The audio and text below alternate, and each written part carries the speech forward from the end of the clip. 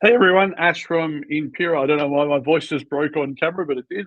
I'm Ash, the founder and CEO of Empiraa, and this is Cut the Fluff. And Cut the Fluff is a webinar series that we do bi-weekly to help professional service industries and small to medium businesses understand the issues that help them optimize their business. And we work with consultants, professional services here and in the US, whether you're a business advisor, you're a strategist, or a consultant. And this is where we bring in Daniel Caligari today from Expert Business, who I'll leave it to you, Daniel, to explain yourself and what you do. But it's a brilliant topic this week, really good topic, and I'm really excited to talk to you about it. Thanks, Ash. Thanks for having me, first off. And yeah, the topic today is, preparing business for a successful sale. Yeah, look, just a bit of background. My name is Daniel Caligari. I'm the Managing Director of Expert Business. So we're a brokerage and advisory firm. We specialise we work sell side, and we help business owners, prepare their business for a successful exit, but also we do the transaction and make sure that that value is realised. In addition to that as well, we do have another sister company, which is called Expert Business Valuations. So it's a full service business valuation firm, and we only specialise in doing business valuations, so no property valuations or asset valuations as such. But yeah, we've been running that for around about 3 years. So I'm an accredited valuer and also a registered business broker and advisor. So yeah, we work with businesses in around about. Look, we do service the whole gamut of business owners. We do have a full service brokering agency that does services clients from anywhere between $50,000 of enterprise value all the way up to say $1 million, if not more. And then we have the advisory division, which handles businesses anywhere between about $1 million in EV, all the way up to about $20 million. And that's pretty much where we probably cap it off. And we do operate as a boutique, and with a smaller team. And we do have clients that's family businesses and businesses that have generational businesses that are looking to potentially exit at maximum value. And so we've got a lot of experience in being able to affect that exit and also get the clients what they want in terms of a good deal, which is what we define in achieving that target exit value, minimizing retention, but also doing in a time frame which matches their timeline and their runway. That's awesome, man. It's one of those ones. We first met a couple of years ago down on the basketball court, which is hilarious. But exit planning is something that it comes up a lot with us. Like we get a lot of consultants, advisors, exit planners come to us and go, "Hey, look, have you got a product does your product solve this problem?" And one of the biggest ones has been able to demonstrate how the exit plan goes from a PowerPoint into an actual measurable and tangible result-driven execution. And for me, it's always been a really interesting thing. I've got some mates that have gone through exits or buyouts and that. So when you told me what you do, I was like, oh, this is like the inner business nerd of me just jumped out and went, oh, this is cool. I want to know everything about exit planning because I'm just completely, and it sounds ridiculous. People go, what do you mean? But one of the biggest misconceptions we discover with business owners, and you can probably touch more on this, is if I've got a business and I'm effectively the sales machine and I'm generating $5 to $10 million a year and it all, everything basically funnels for me, do I really have a business or do I have just a well-paying job? It's a really good. I'd love to hear your opinion on that one. Well, I do sit across the table from a lot of vendors that do have that misconception that they've got a business, and on paper, yes, they're making profit and so forth. But I think what you got to look at is how you define a business. Okay, so if you are the business, there's no business. Okay, because you can't be transferred unless you're going to be retained in the business for a long period of time. So the way that I like to define a business, and this is how a lot of the buyers look at it, is it's a set of systems and processes that operate without any one person being at the helm. So that's what they're essentially buying. So when you're looking at, yes, the figures might look really good, but if they're too tied up in the owner being in the business, what will happen is you need to be able to transfer that value. Right, so that value needs to be transferable, and then or else becomes a lot of risk is tied up in the transaction. So look, that's if you're looking at it from that lens, you really business owners really have to look at their business and to look at it and really be honest and say, okay, does this business operate without me? Can I go on the holiday? Does it operate under management? Does it have systems and processes in place that I know that I can go and sell the actual system, which is the business, and get out with a clean set of heels and not be retained in the business for a prolonged period of time.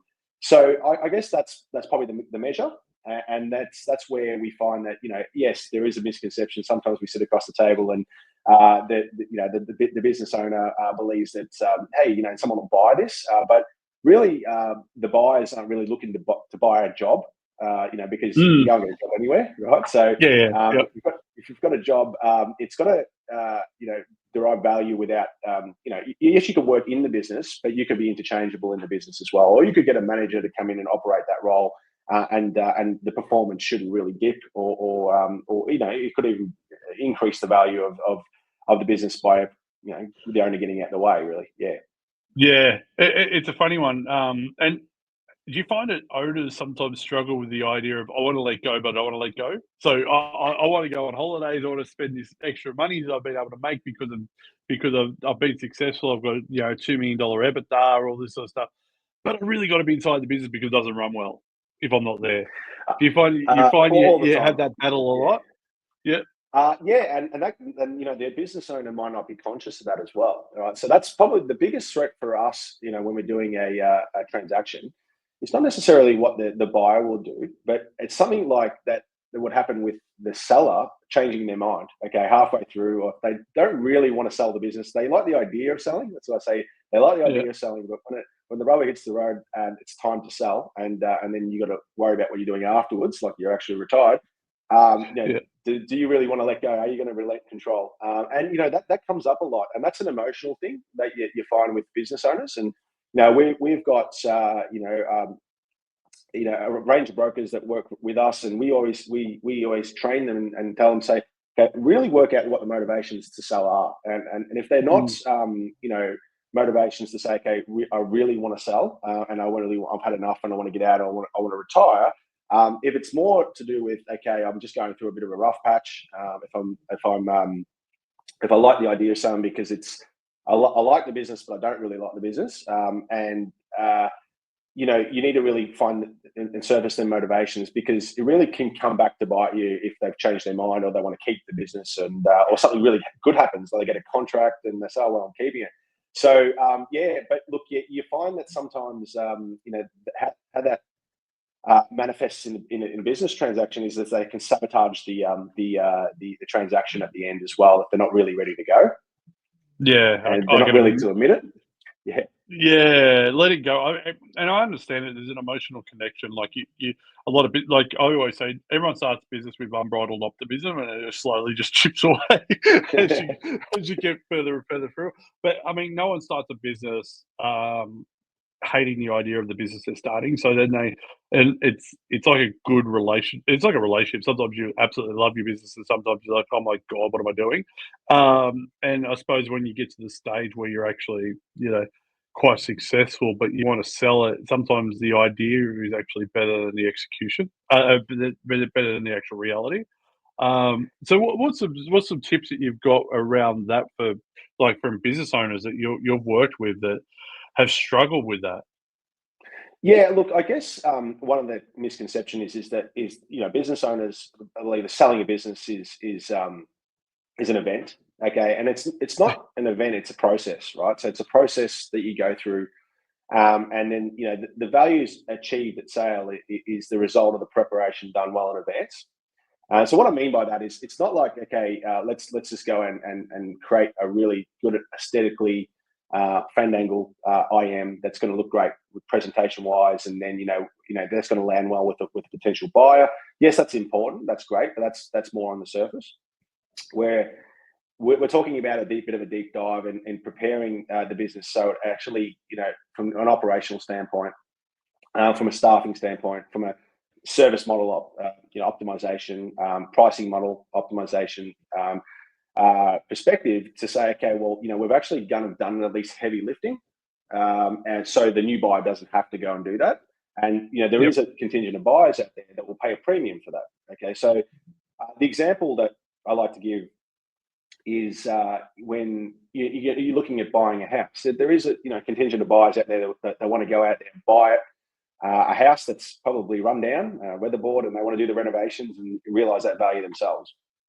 Then you've got another contingent of buyers that would want to buy something ready-made. It's already done their beautifully rendered house. It's brand new and everything, and they'll pay a premium for it, right? So, it's no different in the business buying landscape as well. You've got buyers that are out there, and you're talking about professional buyers or trade buyers. They don't necessarily want to buy something and send their advisor or consultant in there to do the heavy lifting for a year to bring it up to scratch. They'd rather that work done beforehand and say, okay, this is ready made to be bought and it's bolted on to existing operations, and then they can improve them and realize the synergies, right? So that's probably one of the major things. You've got to make sure your business lands well with a potential buyer.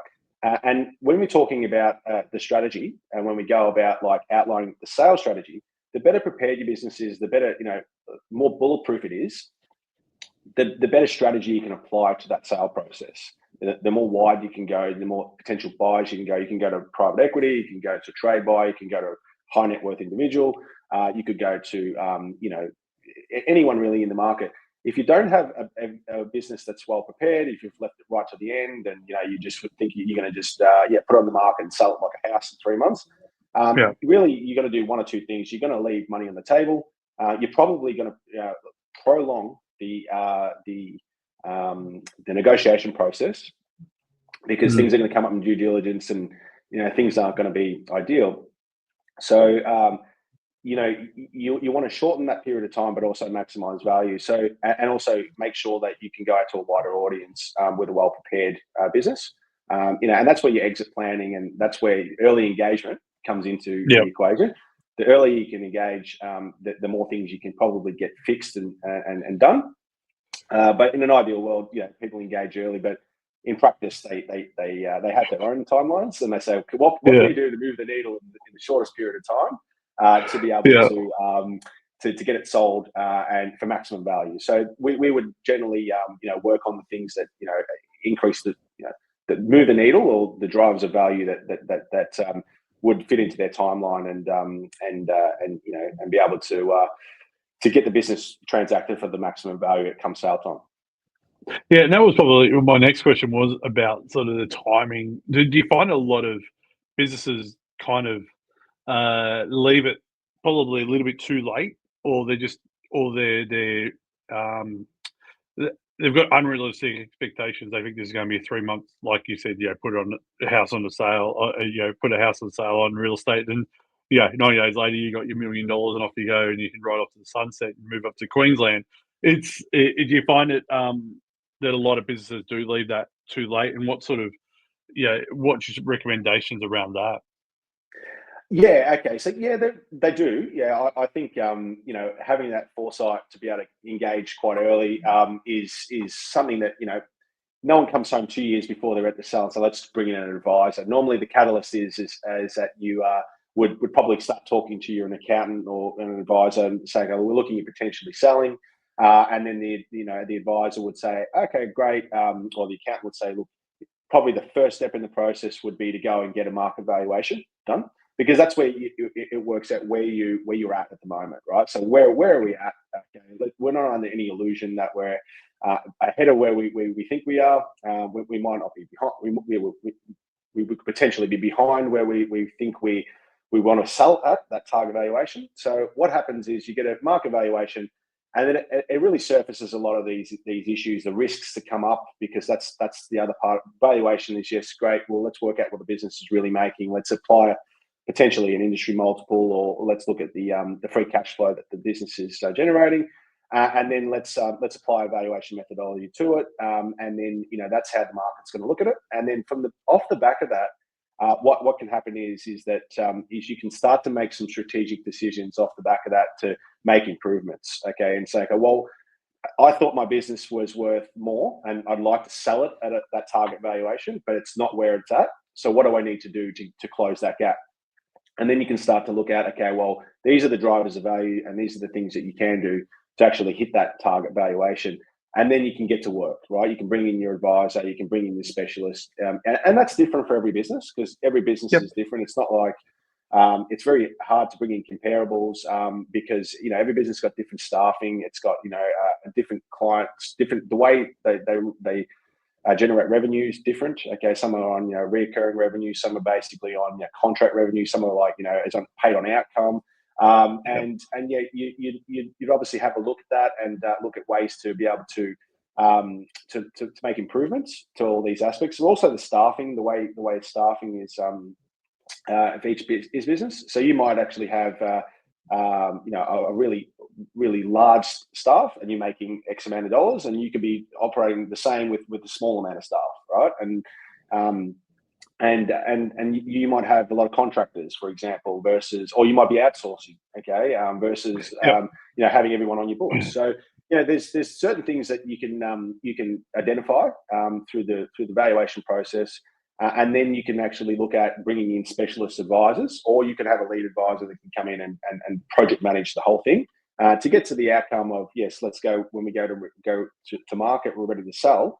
What actually happens is it transacts in a period of time of 3 months versus 9 months, and you actually get the value that you set out for. Yeah, so it's effectively like doing a lot of prep work before you actually get into the open market effectively, which to be honest, like whatever business you're doing, you should do the prep work before you just go and because you're probably leaving money on the table. One of the things that we were talking about before, like the business owner is generally the person that's running the place, that sort of stuff. So if I'm preparing for a sale, am I better off sort of spending some time and effort in investing in leadership teams and structures and actually create actual playbook on how the business runs, versus sort of say, well, actually it's all in my head, like, because especially like trade businesses, that type of stuff, like it's so dependent on the owner, founder, general manager, whatever you want to call them. But actually being able to sort of create a C-suite or a management team or executive team, I'd imagine that's pretty important. Yeah, definitely. And people have, and what a lot of business owners, to their credit, have actually now started to document, like the SOPs have become, and you've got AI, you've got like specialist consultants who can come in and document everything, okay, and make sure that, we can start recording, sales calls, and then we can start to get a little bit of a playbook as such to be able to put together that can be transferred over. So it's like the standard operating procedures is important. You basically have a manual that how to run the business. And then what happens is that forms the basis of, okay, the business owner being able to take a back seat, okay, because you've got the playbook there. It's actually all been documented. So then you can say, okay, any new person, leadership teams can come in and say, we can hire, okay, but we're going to induct a new employee, and we're going to teach them the way, okay, and this is the way the business does things.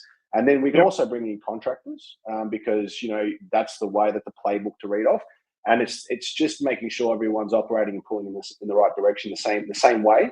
And it really bleeds into service model innovation, because what you want is to have a consistent service across the board. Not one person doing it one way, or the owner delivering one service and then handing off to a junior and it's totally different. So you want to have some sort of consistency across the board. And that's really what a buyer's looking for. And it's like, okay, well, if I could take over the business and I could have, employee 8, 9, and 10 leave, well, how replaceable are they? And yes, we just replace that person in the seat, and they follow the SOPs, they follow the systems, the processes, and the way of doing things, and the scripts, and so, or any way you want to look at it. And then that person can be brought up to speed in a short period of time. And then we can also scale the business as well. So yeah, that's definitely a really key aspect of the business, the systems and the processes. That's one of the drivers of value. Okay, because yes, somebody. I got this story from somewhere else, and it was someone explained it really well. And this analogy was it's like when you go to the racetrack and you find that you've got someone burning around in their old GMs, right? And it's the owner basically is it's like, and that new person gets into that car, doesn't have power steering, and it basically doesn't have the brakes are tight, all the bells and whistles, yeah, and they can't operate it. But that driver of that car that's been driving it for 30 years, they're burning around doing lap records, right? And because they know exactly how it feels and everything. But that's the only person that can drive that car is the owner. And you don't have a manual for that, right? So and that's where if you know how to operate the business, and because it's all upstairs and it's all and you know how to operate that business, like you could do it with your eyes closed. Can somebody else do that? Okay, can someone else that maybe doesn't have the 30 years experience come in and operate it? And if he can't, can we actually bridge that gap so we can transfer the value over? Or the consequence of that is that you're just going to be retaining the business for a year or after you've got your money, or it could be an earnout that's certain milestones that to be hit. Transfer of value before you get out of the business. So you either do the work beforehand, or you either do the work at a later date, or you retain in the business. It's a funny one. And I mean, my passion obviously is strategic planning and execution. Founding a strategic planning and execution platform, you'd hope so. How important is it for a seller to actually be able to demonstrate that they've been able to execute a strategy, what their strategic initiatives are moving forward, what their vision of the business is, to actually be able to, and then actually measure it to actually like a tangible outcome for the client, for the buyer, so they can do and go, well, actually, they're not just flying blind. They've actually had a strategy. They've executed this strategy. And this is where they see the business. Then obviously, when someone takes over a business, they've got their own vision and that. But is it really important for a seller to understand a buyer to understand the seller's vision of and what they've executed and what's worked and what hasn't? Yeah, definitely. Look, I've of the belief that total transparency is key and trust is everything. Okay, when you're looking at doing a transaction, so there is ways that you can make the business look good in the lead up, and that's the shortcut way of doing it. We stop servicing machinery. We basically stop. We let the maintenance guy go home at lunchtime. On a Friday, save some wages. We don't. The owner takes a pay cut. We basically, we cut everyone back. We don't invest into training. There's a lot of things you can do, and what it does is it increases short-term profitability. We cut costs, but what happens is it has a long-term detrimental effect. Now, there's and the buyers they're a little bit more savvy these days. These things will come up in the due diligence. What you want to convey to the potential buyer is to say, okay, what we've been doing in the lead up is that we haven't suddenly sitting on our hands. We're operating the business as it would be in no change, but also what we're doing is making operational improvements, and it's actually trending and tracking on an upwards trajectory. And that's what when you're buying that, it just means that it'll have two effects. One, it'll bring forward the transaction because it'll be the buyer will say, well, I better buy it now because it's trending in upwards. Probably more expensive next year if I held off, and I'm missing out on these profits. So if it's trending downwards, I mean, the buyer's just going to hold off and just wait till it bottoms out and then put an offer in. So the other thing it does is that it demonstrates that the buyer, the seller, has actually done some of this work, some of the heavy lifting for them. So it's a bit more ready-made for that premium buyer, and that's why I like the Empiraa software. And we were talking about this for a couple of years beforehand. Is there a way to demonstrate that the work that the purchaser has done before handover? And be transparent about that, because the buyers really love that, because they can go, okay, I can see what you've done. You've started it. You've brought in this consultant, and you've actually gone from A to to D, and we can take it from D to Z. But you've actually affected some change here. But also, it allows them to be able to even continue on with the software post transaction. Why get rid of it? Because it's tracking everything. And it also shows, what you've done in that period of time. And it just really takes away from that mistrust where, have you actually done all the right things beforehand? Not only have we done the right things, we've actually made improvements, and this is what we've done. And, they can, even things like, being really transparent and showing okay, this is what we've actually done. This is the boardroom meeting notes, the notes of the meetings. And this is what we did, and this is how much change it affected, and this is how much value it's increased the business by. And what happens is that it really underpins the asking price and the valuation, because you can see the improvement that the business is making, and we can weight towards the trend, which is going upwards. So yeah, look, having that one source of truth is, as we say, is great for all advisors to be able to come in and help out, and we get to that A to B in a quicker time frame. But also the secondary benefit is just actually showing someone who's interested to take the reins, this is what we've actually done. I mean, transparency is probably the big one. That probably leads me to my next point. What are sort of your big sort of key drivers or values that you sort of work with your clients with them about when they're starting to go through the sales process? So what's the things that you say, hey, these are non-negotiables, not the financial stuff, because we all know you've got to have good books and all that sort of stuff, but just ethically the way to go about it. So yeah, definitely. I mean, look, clean books is important. Obviously, that's what people making business decisions off historical financials and everything. Yeah, we touched on owner independence or owner dependence. But looking at reoccurring revenue, okay, that's another big one. Okay, so service model innovation and pricing model innovation is important, because there's probably a lot of advisory firms on the call today, and in the Empiraa network, and the way that they derive revenue. So, for example, it's not uncommon for us to come across a professional services firm that actually gets paid on outcome, and they charge a premium on outcome, and the client's happy to sign on because we'll pay at the end, and we'll pay a premium at the end, but we pay on outcome, and they actually make more money at the end of the day, right? When the dust settles at the end of the year, they make quite a good income, because they're a good consultant, and they're a good advisor, and they get the outcomes. But the problem is when you go to sell that business, right? What happens is that new buyer comes in and says, "Oh, okay, it's all project type of revenue, and it's all it's inconsistent." And it's I don't know if I can actually. It's all tied up in getting the outcome.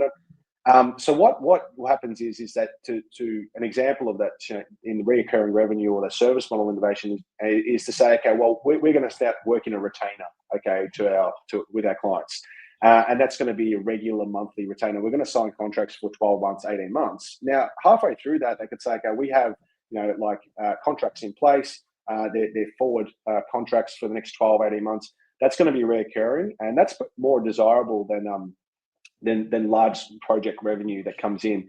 So that's going to mean the multiple is going to be lifted because it's de-risked. But the other side of it is the actual the EBITDA, and the EBITDA could shrink down because you're not getting paid on the outcome as much, but you're taking money and you're basically taking from one pile and you're putting it into more of a recurring revenue column, and that's treated as more desirable, and people would rather that income rather than large big chunks of money coming in intermittently, really. So recurring revenue is important. How can we bring in some some subscription revenue, some recurring revenue that'll be there for the new owner?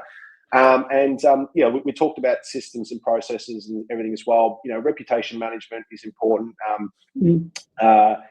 Even just going out to your top clients and getting get them to do a review, get them to tell them how much you really love the business. There's so many businesses out there that say, "Oh, we provide a great service," but we didn't go and speak to our clients and say, "Hey, can you just give us a review? Can you ask?" Because that's going to help, because it's going to make you look really good. And the other one is just like systems, processes, making sure that they're all in order, so they're probably the key value levers. So the other one I was going to say is working capital as well. Okay, so when a business comes, when you go to sell your business, the business owner writes 2 checks. Number one is for the business, okay, and that's the goodwill value, but then also for the working capital, right? So the working capital is important because if you're making say $200,000 but carrying $800,000 in stock, that's a very hard business to sell because you've got to tie up a lot of money, okay, to do that. So how do we bring down the money we needed to that's going to sit on the shelf, right? How do we make it a bit more asset light? How do we make sure that we don't need to even put in a lot of capital investment as well ongoing? Okay, how do we minimize that? So that they're things that if we can minimize that a bit without compromising sales is very important. So for example, you've got more. So one of the probably just going to go into the next section we want to talk about is the common mistakes people make. Is that sometimes exactly.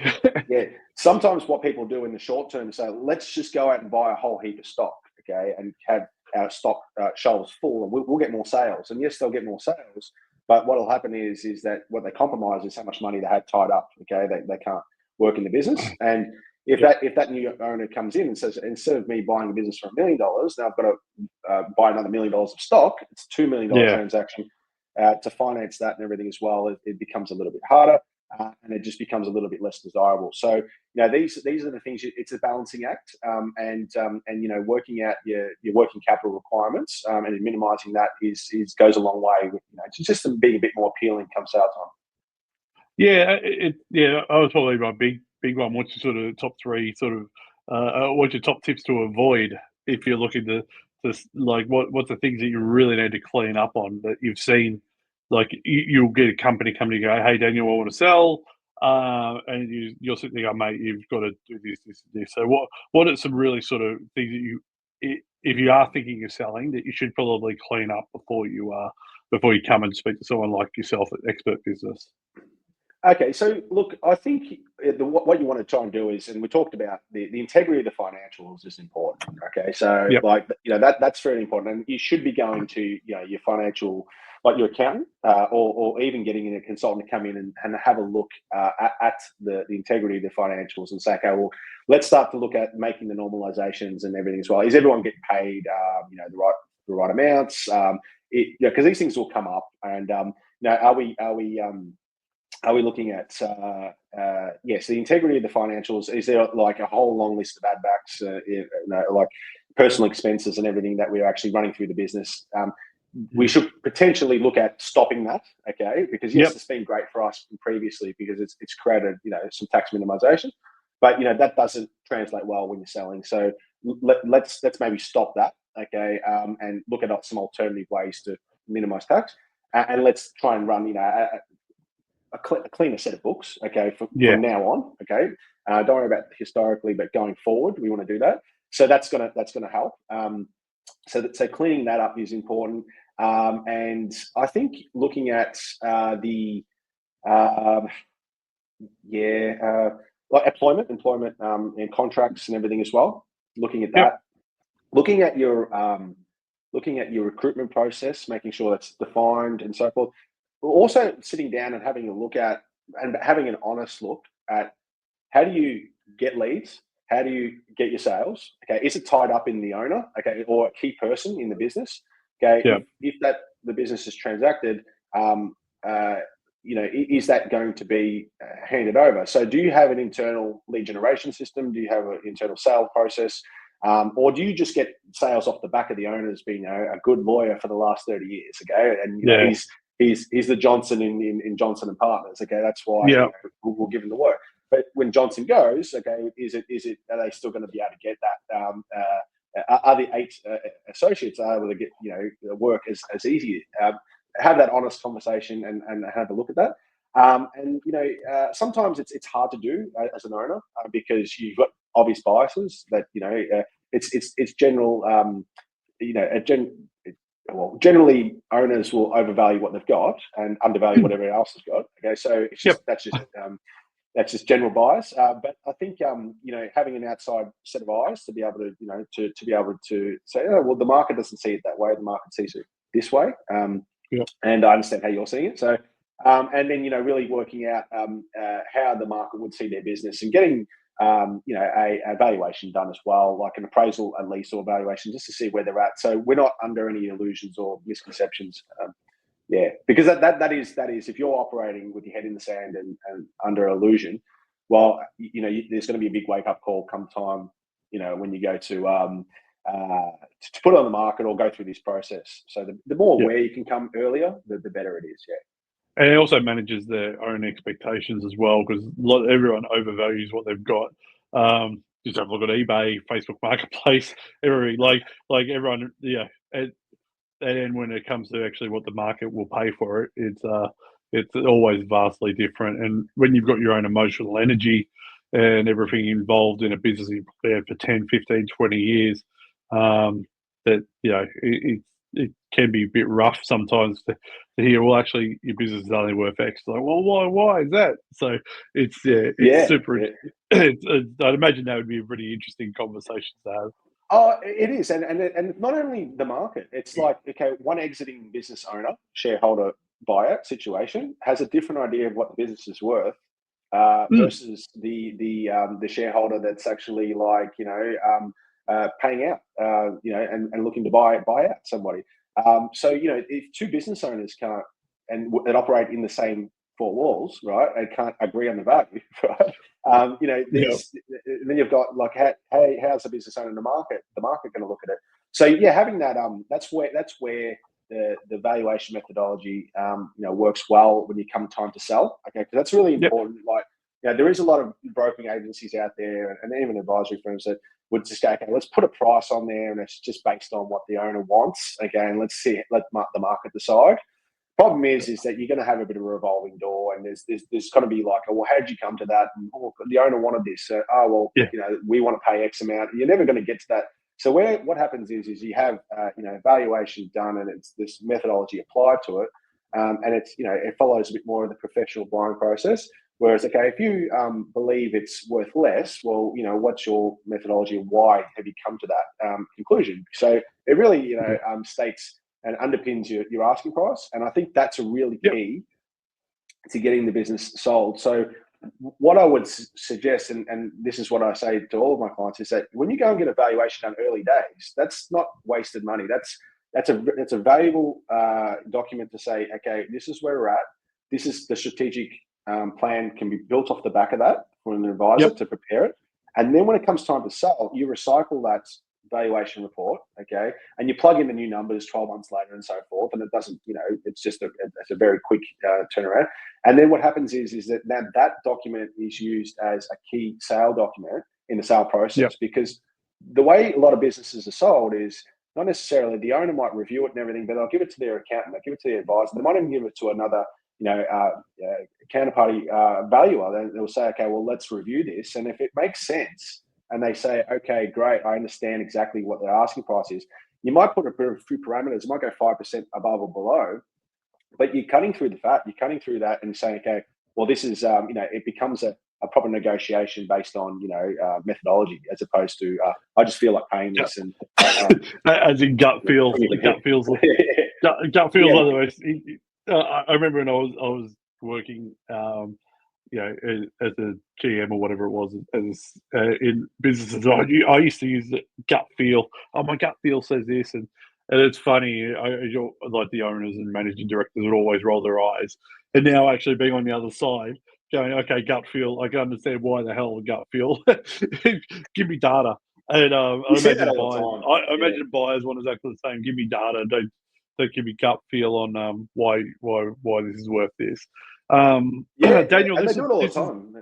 This has been absolutely awesome. Definitely want to get you back on. We always try to keep these around about 40-odd minute mark. It's absolute gems there. Where's the best place to find Daniel and Expert Business? Yeah, sure. So we've got just go to our website, expertbusiness.com.au or expertbusinessadvisors.com.au. You can also check out our valuation practice, expertbusinessvaluations.com.au. We're on socials as well, LinkedIn as well. So, connect with me on LinkedIn.